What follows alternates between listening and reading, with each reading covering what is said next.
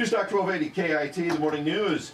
Rolling on with our candidate interviews. It's Dave, Lance, Jackson, and you. A chance to hear firsthand, not read an account that can get edited or shortened for space. We get to talk to these folks for real. You get to hear what's on their mind, and those who make it through the primary will be back, and we'll spend even more time with them as we get into the latter part of the election season. Yes, sir. Mr. Terman. Yeah, we to continue our interviews with District 4 candidate, and we got Keith Effler in the house this morning. Good morning, Keith. Hey, guys. How you doing? Hey, fantastic. Good, Keith, thanks for being here. Yeah, definitely. Keith, tell us, who are you? Where are you from? Give us kind of the, the biography of Keith Effler. Keith on Keith. Yeah, that's right. That's right. Tell us, who are you? Well, I'll keep it short.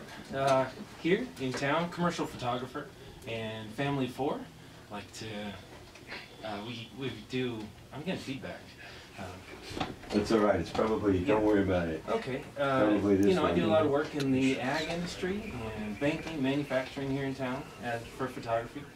So I see a lot of the city. I see a lot of the back ends. I'll talk with a lot of the higher ups in the companies, and I know a lot of Yakima, and I've been involved for a number of years, though kind of in the underground.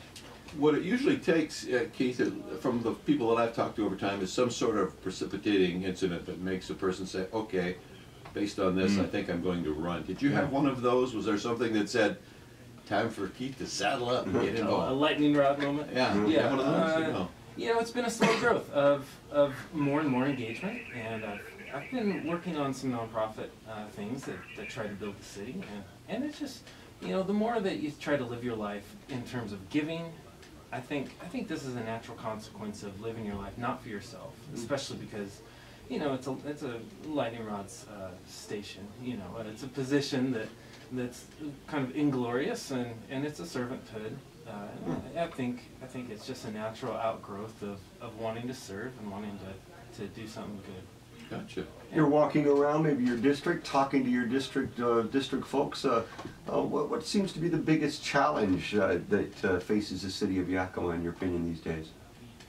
Well, what people complain about and talk about is violence and crime. There's no doubt about that. We've had, my wife had, she knocked on an open door, and someone yelled, "Show yourself!" Wow.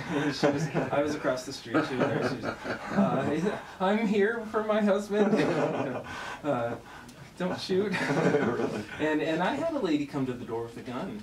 She didn't have it pointed at me or anyone, but she was self-protective, and she was yelling, "What do you want?" There's a lot of this fear, a lot of fear out there, but I don't think that's the number 1 problem.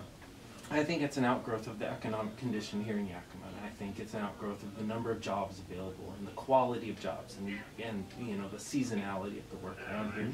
And crime needs to be dealt with, and we can talk about that.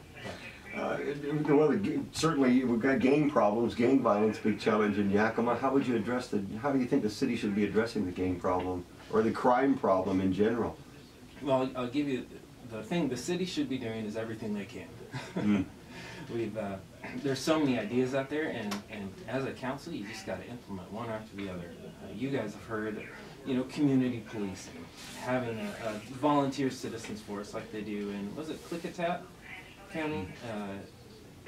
Not sure. Yeah.